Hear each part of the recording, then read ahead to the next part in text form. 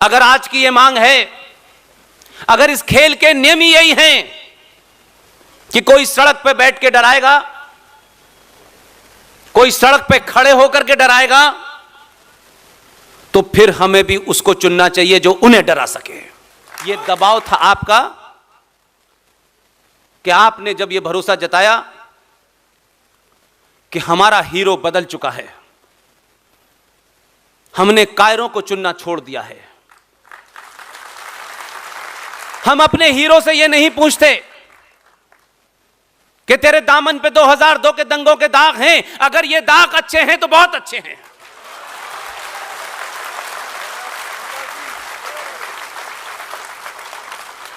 ये जो हमको बहुत ज्यादा अच्छा दिखने की बीमारी है,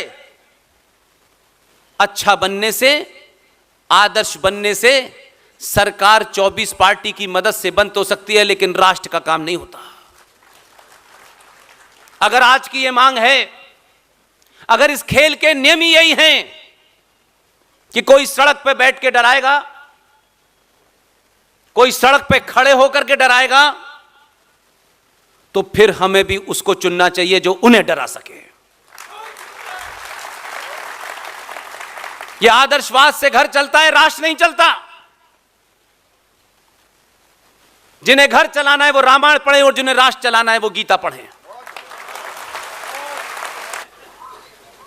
ये दबाव आपने बनाया और आज एक बड़ा फैसला आया है। मैं इसलिए खुश हूं। राजनीतिक गलतियां हुई होंगी, किसी पार्टी ने की होंगी, अपने स्वार्थ में की होंगी, लेकिन जो हमारे बीच में से अपने थे, कुछ मतभेदों के चलते उनके साथ अन्याय हो गया, किसी पार्टी विशेष ने किया, लेकिन क्या हम सब उनके खिलाफ खड़े हो जाएंगे? क्या हम कोई रास्ता नहीं निकालेंगे बीच में से कि अगर किसी ने उन्हें थोड़े बहुत घाव दे दिए हैं तो उनके घाव पे हम मरहम नहीं लगा सकते, यह सोच के कि मुझे क्या करना है, मुझे तो टिकट मिली नहीं है। इसलिए गुलाम भारत के पहले तथाकथित प्रधानमंत्री, जब उनका देहांत हो गया, आज की परिप्रेक्ष्य में सोचता हूं कि शायद किसी को यह डेट भी याद नहीं होती कि उनका स्वर्गवास किस दिन हुआ था, वो कब पैदा हुए थे यह भी पता नहीं पूछता। लेकिन उस प्रधानमंत्री का नाम जिंदा कैसे रखा जाए, तो इस देश के बच्चों के साथ जघन्य अपराध किया। वो बच्चे देखते हैं ऊपर से लेकर नीचे तक, ना ये कहीं से चाचा दिखते हैं,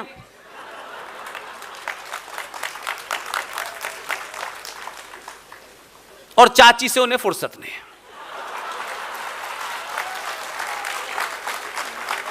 कुछ लोग दुनिया में जिंदा रहने के लिए जिनका कद बौना होता है, उन्हें जरूरत पड़ती है कि वो अपने जन्मदिन को भी बच्चों की भेंट चढ़ा कर कहें कि 14 नवंबर को बाल दिवस मनाइए। बेचारे बच्चों पे अत्याचार है, वो पूछते हैं इन्होंने क्या किया बच्चों के लिए। अब वो बच्चे हैं, उन्हें क्या मालूम उन्होंने क्या क्या किया है, उनको तो पता नहीं है बेचारों को। इसलिए 6 साल पहले, अब से 2 घंटे पहले, मुझे हमारे साथी BHU से LLM करने के बाद जो मेरे साथ रहते हैं ओम नरेश यादव जी ने मुझे कहा कि आपकी एक और डिमांड पूरी हो गई है। मैंने कहा मैंने कोई डिमांड नहीं रखी है। आज के परिप्रेक्ष्य में 6 साल से एक बात को बार बार बीच बीच में दोहराता हूं, यह सोच के दोहराता हूं, कभी तो कान में जाएगी, कभी तो ये तथ्य पता चलेंगे, और जब तथ्य पता चलते हैं तो काम कैसे होता है। गुरु गोविंद सिंह के 4 पुत्र थे। यह कोई नई बात नहीं है जो मैं आपको बता रहा हूं। चमकौर के युद्ध में उनके 2 बेटों को धोखे से इस्लामिक जिहादियों ने मार दिया था। 2 पुत्र साहबजादा जोरावर सिंह और साहबजादा फतेह सिंह, एक 6 साल का और एक 9 साल का। एक इस्लामिक जिहादी बादशाह ने अपने सिपह सालार से कहा कि गुरु गोविंद सिंह को, इनके दोनों बच्चों को इस्लाम में कन्वर्ट करना है। तलवार निकाली गई बच्चों के सामने और उनसे कहा, इस्लाम कबूल कर लो, जिंदा बख्श दिए जाओगे। 6 साल का जोरावर सिंह और फतेह सिंह, दोनों बच्चों ने, सोचिए उनकी उम्र क्या है।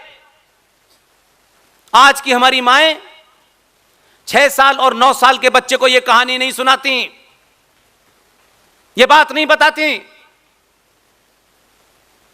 वो जिद करता है तो उसको मैगी खाने का वादा कर देती हैं, किसी तरह टालो। साहबजादा जोरावर सिंह और फतेह सिंह ने उस इस्लामिक जिहादी की आंखों में आंखें डाल के कहा कि मैं वाहे गुरु के अलावा किसी को नहीं मानता।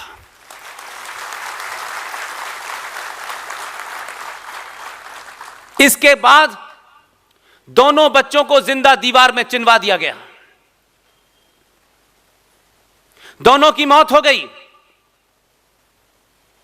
उन दोनों की दादी गुर्जरी देवी को जब यह पता चला कि दोनों बच्चों को चिनवा दिया गया है, इस सदमे में उनकी भी डेथ हो गई। यह घटना इतिहास में दर्ज है। हमने इतिहास पढ़ा, भूल गए, खत्म कहानी। लेकिन जिस राष्ट्र के पास ऐसे 2 बहादुर बच्चे हों, जिनकी बहादुरी की कहानी आने वाली नस्लों को प्रेरित करेगी, और यह कहानी सुनाई जाती, तो ये जो जिहादी इस समय पूरे देश में तलवार के जोर पर कन्वर्जन कर रहे हैं, एक भी नहीं होता। मुझे खुशी है कि आज सत्ता पर बैठे शीर्ष नेता ने एक फैसला लिया और सुबह ट्वीट करके कहा कि अब से 26 दिसंबर को बाल वीर दिवस मनाया जाएगा।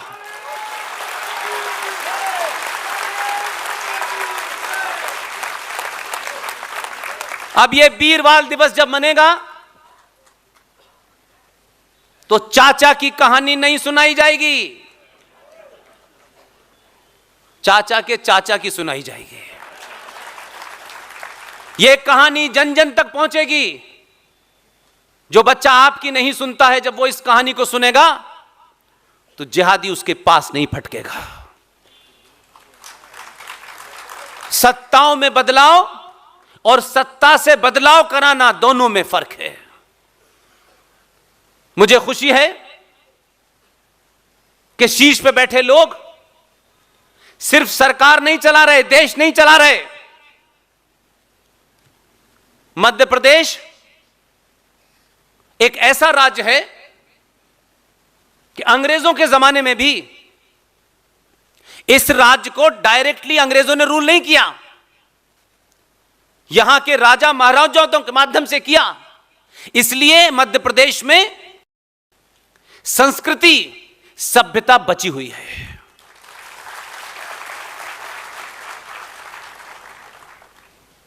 लिहाजा मुझे लगता है कि आपकी धरती, अहिल्याबाई होलकर की धरती, आपका बॉर्डर महाराष्ट्र से लगता है छत्रपति शिवाजी महाराज की धरती। आप दोनों का एक कोइंसिडेंस देखें, क्योंकि यह परंपरा हमारे यहां इसलिए गलत पड़ी कि हमने गलत हीरो चुने। हमने सिर्फ यह समझा कि सरकार को हम चुनते हैं, सरकार का काम है कानून बनाना, कानून को लागू करना, जुडिशरी का काम है फैसला देना, पुलिस का काम है, सेना का काम है, बस सब कुछ सरकार करेगी, हम यही समझते थे। आपके राज्य के लोग याद कीजिए, महारानी अहिल्याबाई होलकर को जो उनको मुंह दिखाई मिली थी उस वक्त, आज के दौर में करोड़ों थी वो, उस मुंह दिखाई की रकम से अहिल्याबाई होलकर ने बनारस के मंदिरों का जीर्णोद्धार किया। उसी छत्रपति शिवाजी महाराज ने कहां महाराष्ट्र और कहां बनारस, वहां के घाट बनवाए। हमारी परंपरा यह थी, सत्ता राजकाज का काम करती है लेकिन मूल में उसके राष्ट्र होता है। लेकिन 70 सालों में हमने सत्ताएं चलाई, राष्ट्र नहीं बचाया। इसलिए पूरी दुनिया इसलिए नहीं परेशान है कि दिल्ली की गद्दी पे कोई आदि आस्तीन वाला आ गया है, इससे कतई चिंतित नहीं है। पूरी दुनिया में जो उथल पुथल है आपको लेकर के, आपके घर में जितने भी गद्दार बिलों में थे सब बाहर आ गए। उनको लगता है कि आचार्य चाणक्य की धरती, विष्णुगुप्त की धरती, अगर इनके हीरो आचार्य चाणक्य हो गए तो ये हमें चौराहे चौराहे मारेंगे।